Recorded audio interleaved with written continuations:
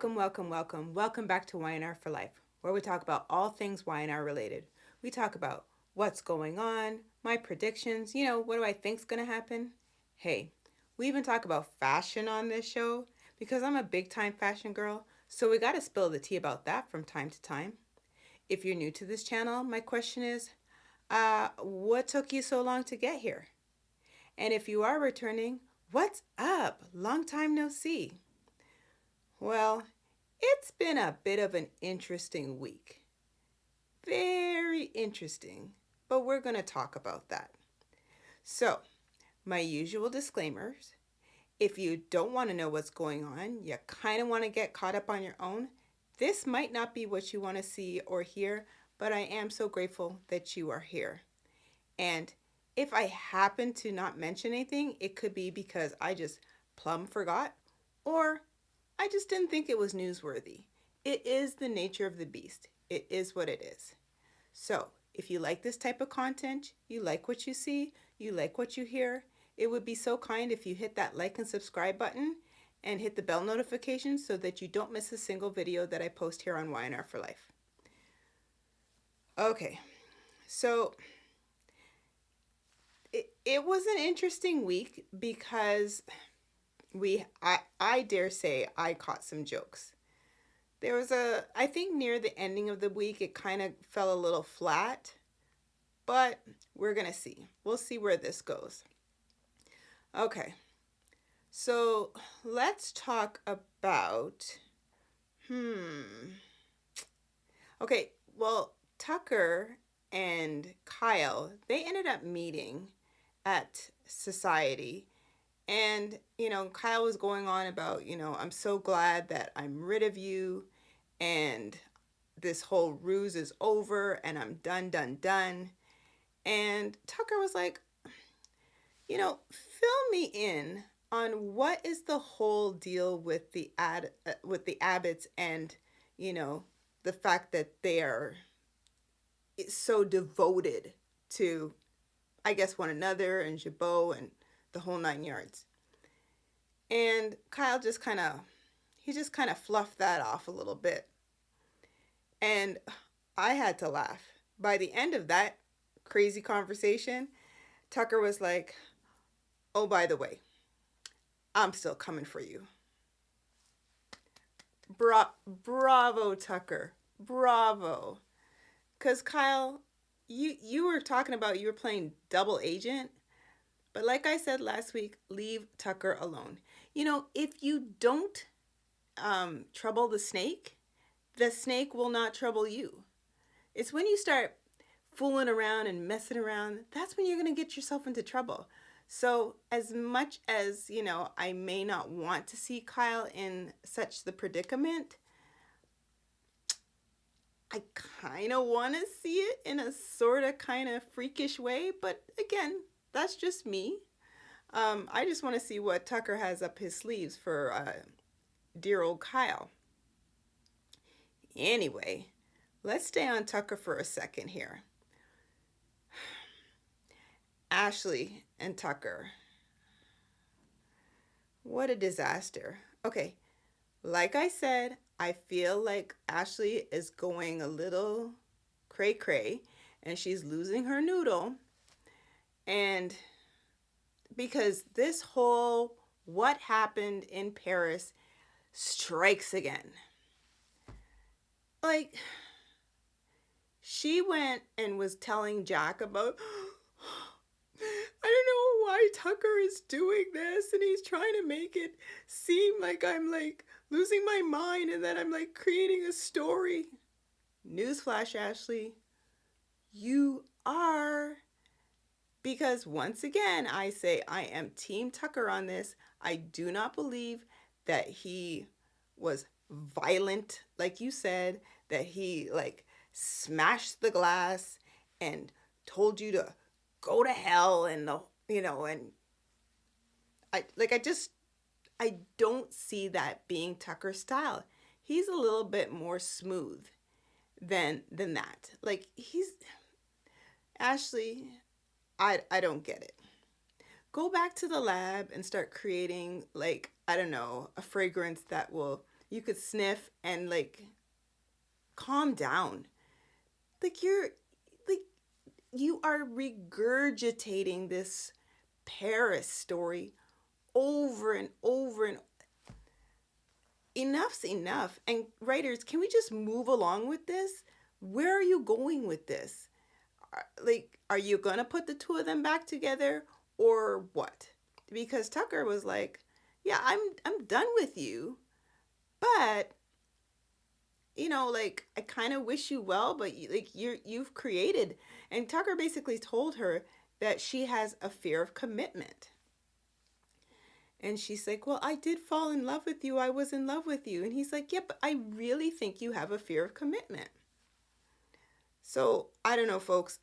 Do you think she has a fear of commitment? Why she has drummed up this story?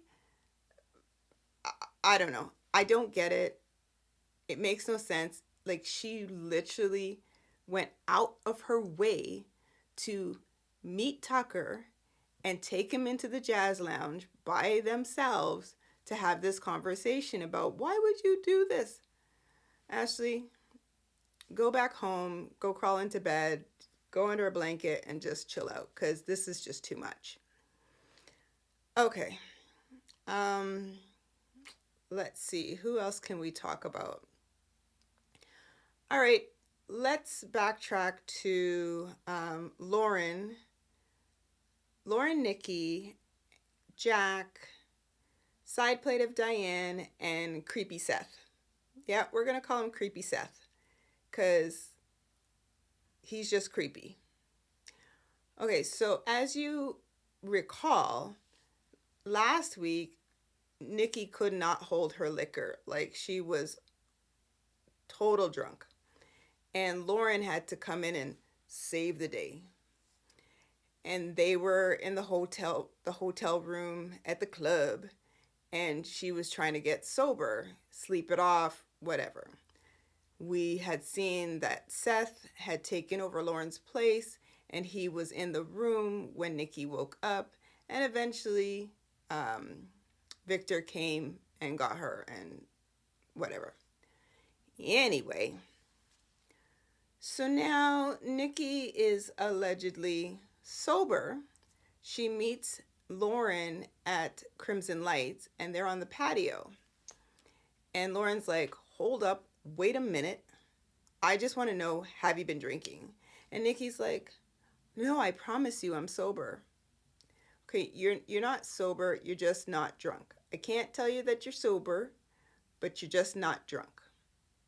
Because you could fall off the little paddy wagon at any given time, and one night is not going to make this huge difference.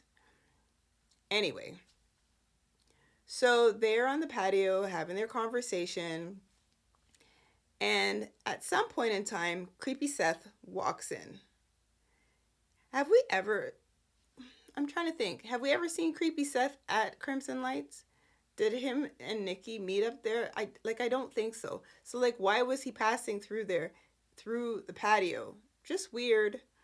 And he was acting all erratic and just kind of crazy, and was talking about, you know what? I don't even remember what he was talking about, to be honest with you. He was just like all over the board. By the end of the conversation, I think Nikki had said to him, well, I didn't see you at the AA meeting. Oh, yeah, well, and whatever excuse he came up with. Well, no, I plan to go, I'm just picking up a cup of coffee or whatever. Again, whatever he said, kind of irrelevant. Again, he was just like a mumbling fool. So he goes into the coffee house, and Nikki and Lauren kind of look at one another. And Nikki's like, Lauren, did he seem all right to you? Lauren just was like, cut to commercial. Well, Nikki's like, I think he's been drinking again. I see the signs. And, I would hate to think that I'm the cause of him falling off the wagon. He's my sponsor, and like, this is crazy. So anyway, she's living in this whole pity party moment. And eventually Lauren's like, "Well, you can't you can't blame yourself. Like that's on him." Lauren, she is losing her noodle because of the fact that Fen went through a similar situation. And she's like, I can't deal with it. It was hard back then. I can't deal with it now. She went on. So she's like, Nikki, you need to have some support from like Victor and what have you. And Nikki was just like, yes, I know, but she's reeling over creepy Seth. Okay, so I can't remember what had occurred. However, at some point in time, oh, I know, Jack walked in to the onto the patio. What he was doing there, I don't know. Oh, two of my favorite people, Lauren and Nikki. Fancy meeting you here. Oh, okay. So the three of them are having the conversation, and it was kind of ominous here and there. And Nikki basically said she was gonna go home, and Lauren's like, ooh, ooh, "Do you need me to take you home? Do you need a ride home?" She's like, "No, I'm good." And eventually, she's like, I think Lauren said something about be safe or take care or whatever, and it kind of alluded to that there was something going on. So Jack was like, "Well, that's weird." This was after Nikki left. So Lauren basically was trying to tell Jack what was going on.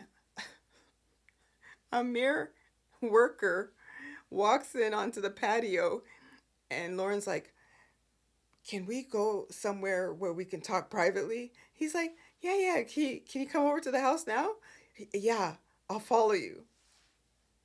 What does the worker have to do with this? What? Okay, so they go over to the Abbott estate, have this conversation. Jack basically figures out that Nikki's been drinking again because Lauren's like, I'm in over my head. Like, this is too much for me, and whatever, whatever. So, again, Jack kind of put two and two together, figured things out. So he's like, wait, are you wanting me to help Nikki?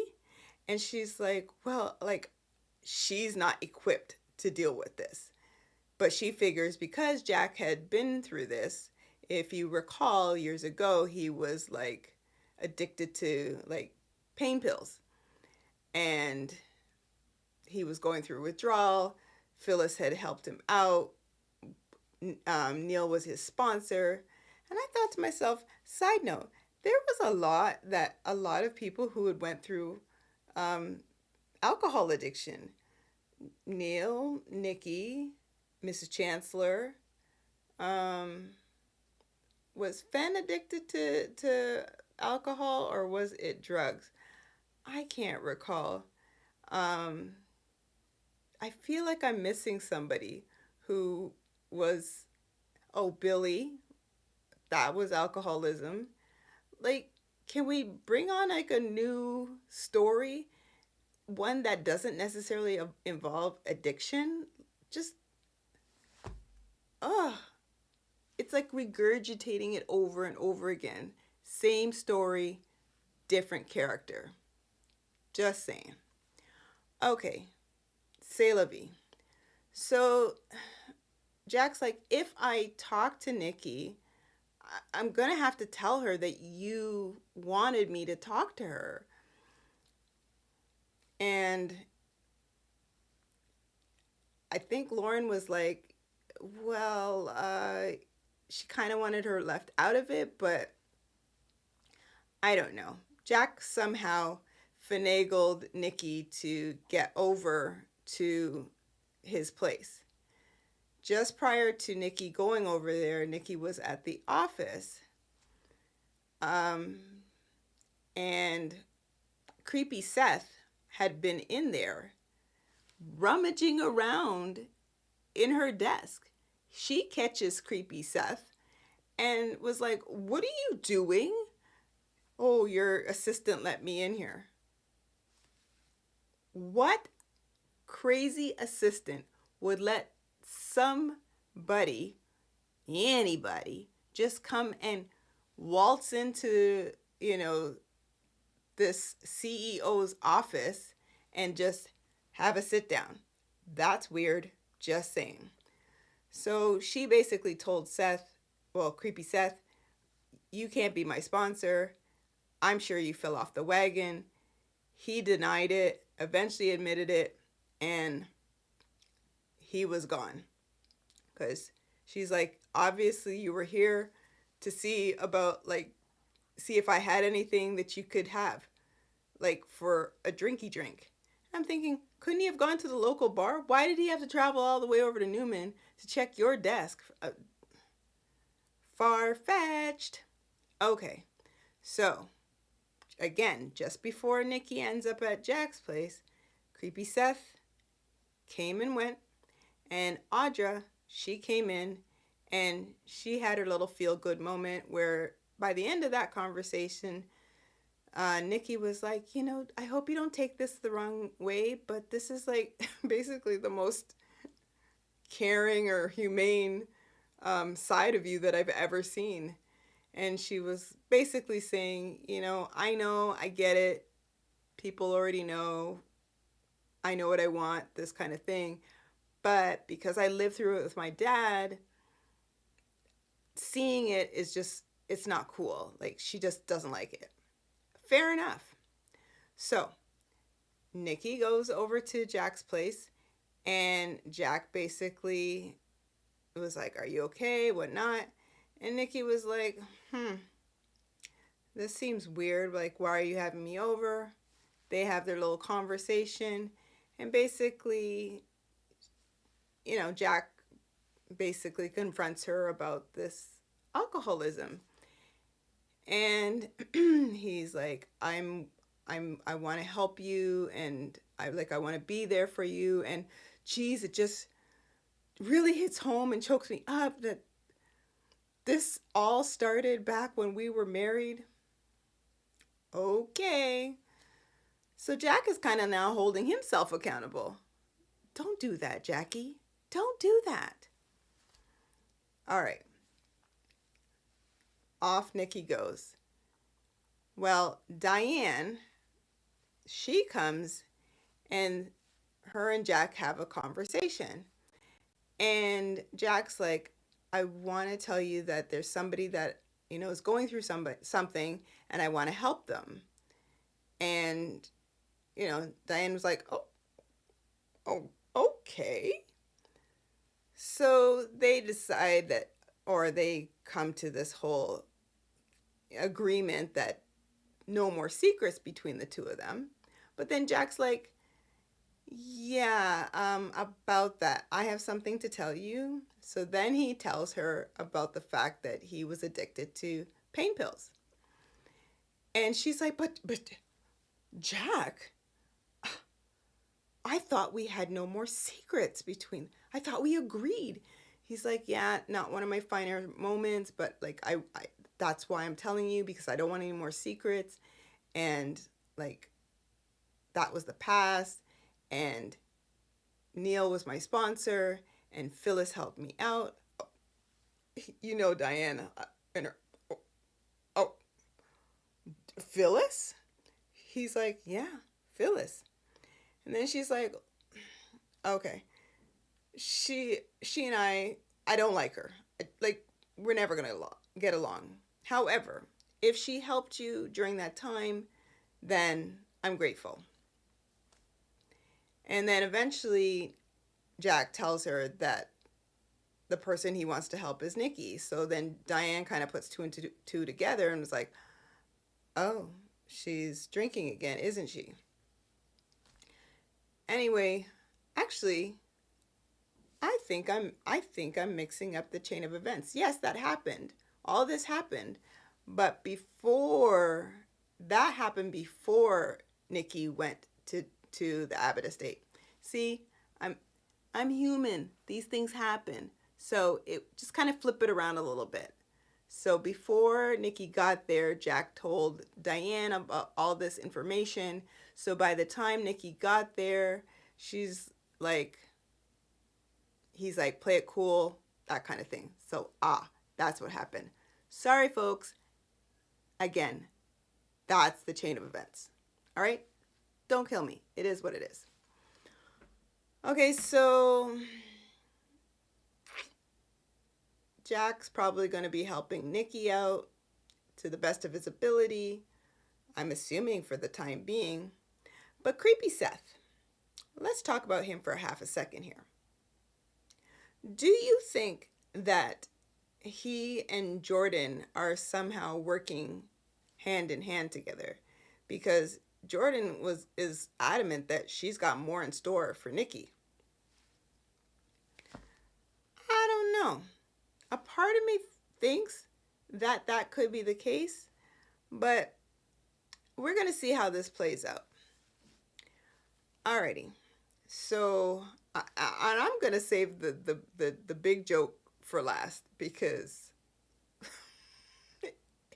it involved Phyllis, Danny, and Cricket, whom I don't really like to talk about too much, but that was so hysterical. And that pretty much happened at the beginning of the week, but I am saving the best for last. Okay, so Claire is still in her hospital room, if you will, in whichever ward. I don't know if it's the psych ward or what, but she's there. And Victoria has kind of gone back and forth to see her. Claire is still at times curled up in the fetal position on the bed. I don't know. There's not too much to talk about where they're concerned because it's really just like a feel-good moment where Victoria's like, I'm so glad that I have my daughter in my life, my long-lost daughter who I thought had passed away, but she's clearly here in the flesh, and she's just happy about that. So they just had their little feel-good moments. Well, Victoria is pretty much all excited because at some point when they had met, Claire had given her a hug. So she's like, oh my God, I got to hug my daughter. Oh my God. Okay, that's great. I can imagine that must have felt really good. Bravo. And then Cole, he got summoned by Daddy-O, Victor Newman, about, like, almost like, what are your intentions? Okay, the guy just came on the show a few weeks ago. Give him a little breathing room. Well, he claims that he ain't leaving Genoa City in a rush because whatever he was doing, that can wait.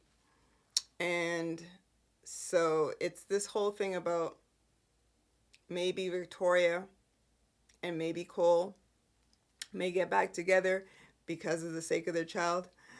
I mean, it would make sense because we haven't seen Johnny and we haven't seen Katie. Where are those kids?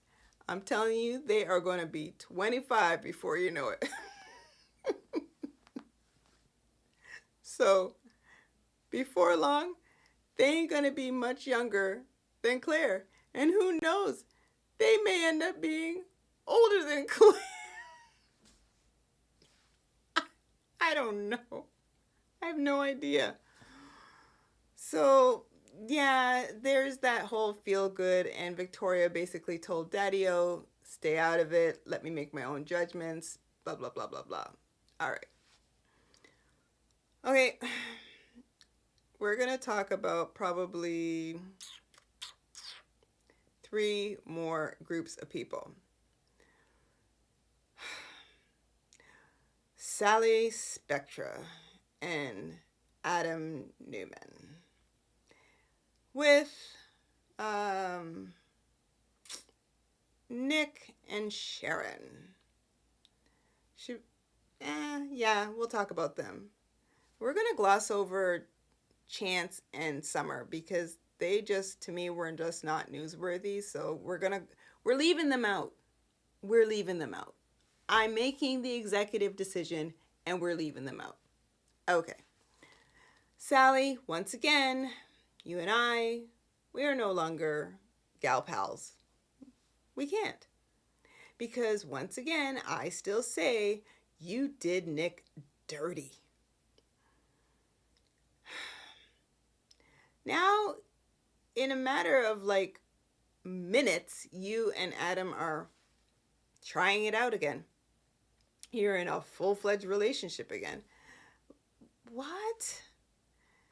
And, Adam might as well be bouncing around, going down the yellow brick road because he's so happy being with you. And I'm assuming, again, Genoa City is such a small town whereby you guys going around kissy face here, kissy face there, holding hands here, holding hugs, whatever. Like, you're bound to run into like Nick. Well, Nick was like, look, no hard feelings. Clearly you went with your heart and you did what you had to do. I'm over it. It is what it is. She's like, oh, I'm so sorry, Nick. I'm so sorry that I hurt you. I don't see any remorse. I don't. Okay, that's just me. I don't see it. But whatever. So the two of them, her and Adam, are back together, and Adam is kind of, wanting to see Nick get back with Sharon. And by the end of the week, you kind of see where it could go that way. I don't know. I really don't want to see Nick and Sharon back together. I want to see Nick and Lily together. I am like, I need to come up with a name for them. That's just me. Because, segue, folks, Daniel and Heather. Side note, wasn't Sharon's dress at the end of the week on point? The color, the style, everything. Bravo, Sharon. Bravo, stylist. I mean, that dress was just bang on. Loved it. Okay, back to Heather and Daniel. I'm going to fluff over all the dumb grilled cheese sandwich story, peanut butter and banana story. What? Let me just have a moment here. That was so dumb. Okay, let's just push on forward to the fact that Heather basically professes to Daniel that she's falling back in love with him. No kidding. You've been like over at his place like you live there all the time, and you're making googly eyes and falling asleep on his chest and making yourself comfortable all up in the kitchen. Like, okay. Well, here's the point where I have lost all confidence. I vote non-confidence for Daniel. Daniel, you are just pathetic. I mean, okay, folks, Daniel and Heather slept together. Oh, yes, they did. Yes, they did. And he pretty much was making the first move because he's like, like the fact that you like let out the L bomb on me, like kind of took me for a loop, threw me off guard, but like it was a lot of information. Daniel, Your father already told you that your daughter is trying to play matchmaker. So what? And then you're going on about, no, no, you don't wash up the dishes. That's the rule, over some peanut butter and banana sandwiches. Man, get out of town with that nonsense. And next thing you know, the two of you are back in the bed. Now, this is because Heather was like, yeah, well, it's the truth. And he's like, I'm with Lily now. He says he's with Lily. 2 seconds later, his shirt's off, tattoos showing, and the two of them they're getting it on the bed. Like, what?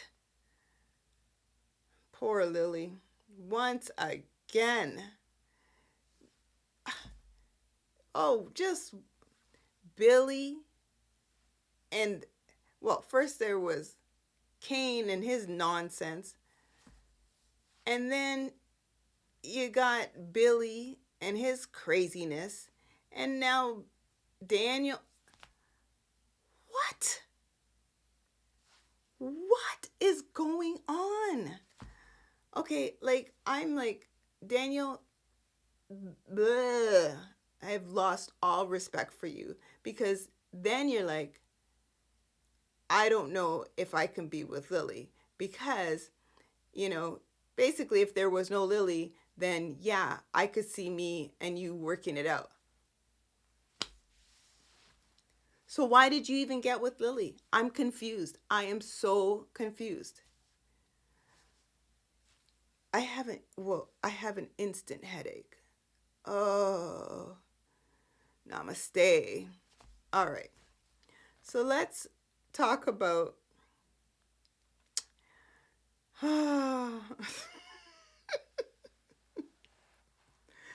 Phyllis and her fascination with the bug, aka Cricket, aka Christine.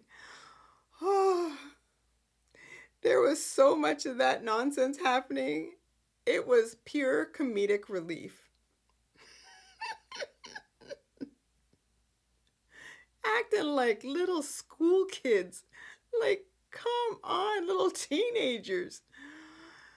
Oh, so Phyllis wanted to get Danny's attention, and she ran. Wait a minute, where does she live anyway? Does anybody know? So she had gotten a room at the club. I mean, in my head, it's because she wanted to lure Daniel. Sorry, not Daniel. Danny over to the club to probably try and get it on. So she had sent a text to Danny, and then Danny didn't respond right away. So she's like, come on, Danny. Answer. Come on. Come on, Danny. What? Oh, I know. She's with you. The bug is with you. And she's just saying things about me, and she's just trying to stick it to me. I'm just telling you basically how she was acting. But no way. No, you're not going to come between me and Danny again. You hear that, bug? So Phyllis goes and she rifles through a drawer, like clothes are flying everywhere. And she comes out, goes into the bathroom, and she's got this bra and underwear set, which she puts on, and she's like, yeah. She puts on, and then she puts on like this long wool coat.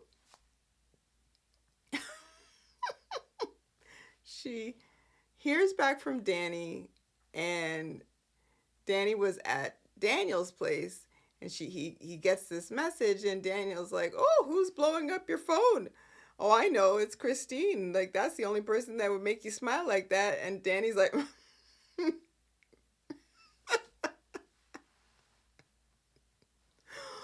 oh, I don't know if get through this one. Okay, so he goes over and he meets Phyllis at the Neil's Jazz Lounge. And he's like, okay, what do you want to talk about? So then she's like, you know, I'll get into that, but can you do me a favor? He's like, well, that kind of depends on what it is. Can you, like, that song, the one that you said I inspired you? Can you play that for me? He's like, what? Right now? Yeah, it's just like, it's really nice, and I just loved it. And he's like, I'm sure that's not what you called me over for. And furthermore, I haven't even finished it. I didn't even finish the lyrics. By the way, there were no lyrics. Oh, so anyway, he's like, okay. So he goes on the piano and he starts.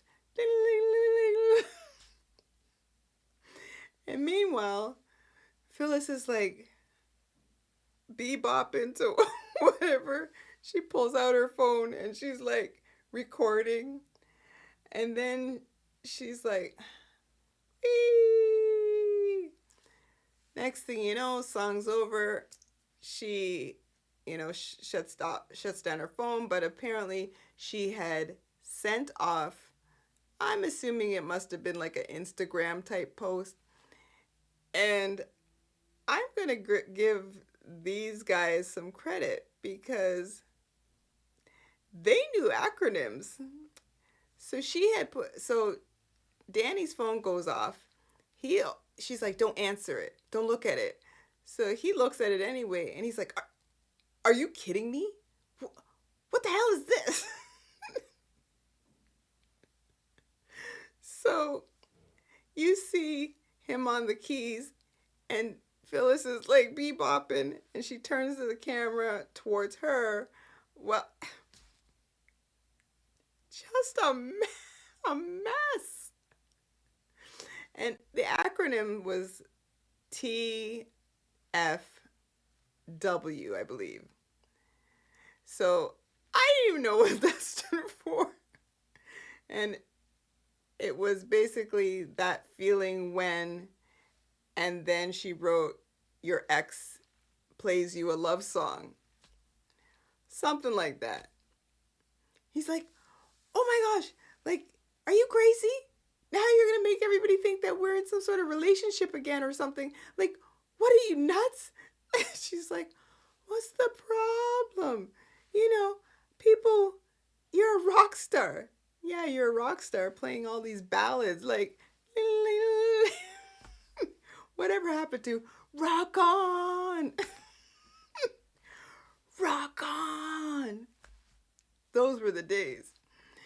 And she's like, people record you all the time and post it, I'm sure. Like, what's the big deal? He's like, the big deal? Like, oh my gosh, I thought you changed. Now you do this. Like, are you kidding me? And so anyway, over in the lounge area at the club, Cricket's there and she sees this and she's like, what? So eventually, I am just going to breeze through this part. Phyllis went on and on about like, what's the problem? Danny's like, you're nuts. And she's like, well, the kiss that we had, like you felt the chemistry and you don't have that with Christine. And she was all too quick to tell me about your, weekend getaway that you guys were planning. And he's like, she said that? And oh yes, she did. She took every opportunity to needle me. And then he goes, well, I hope you didn't tell her about the kiss. She's like, I was going to, but I wasn't going to do that. And then Danny got so beside himself that he was like, I'm done. You haven't changed at all. Like, I'm done. So he was like, I think he said, Scotch neat.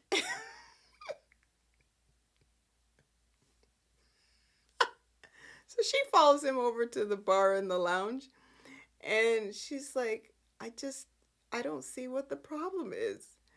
And she was like almost pseudo Cameron Kirsten. What's up?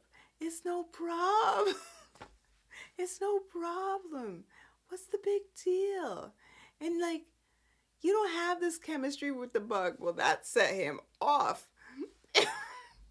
And before you knew it, the two of them ended in a lip lock. By the way, when they were at the table, she kind of took down her jacket a little bit and you could see a bit of the bra. And Danny looked hot and bothered, boy. So now they're at the bar and he's standing up and she's standing up, and then next thing you know, she's like, my instincts they never lead me wrong. They never lead me wrong. And she's like, I know you feel the passion between the two of us. Well, next thing you know, they end up in a lip lock. And who comes down the stairs to see this? Cricket. And she's like, oh. So she kind of goes back up the stairs. She's back at the lounge. Wouldn't you have like left? No, she's back at the lounge. She's sending Nina a text about, I heard you're back in town. Whoa, when did that happen? I don't know. I could really use a friend. Can we meet up? Well, Danny had pushed Phyllis off, and he's like, what are you doing? Like, enough. So he goes up the stairs. He sees Cricket, and then he goes over and he's like, oh, hey, and he wants to go kiss her. This was the best Cricket moment I have seen probably ever. She's like, whoa, whoa, whoa. Like, did Phyllis have something to do or like go or wherever? Like, what? And then Danny's like, she set me up. She set you up. Cricket's like, look here. It didn't look that way, and it looked like you were all into it.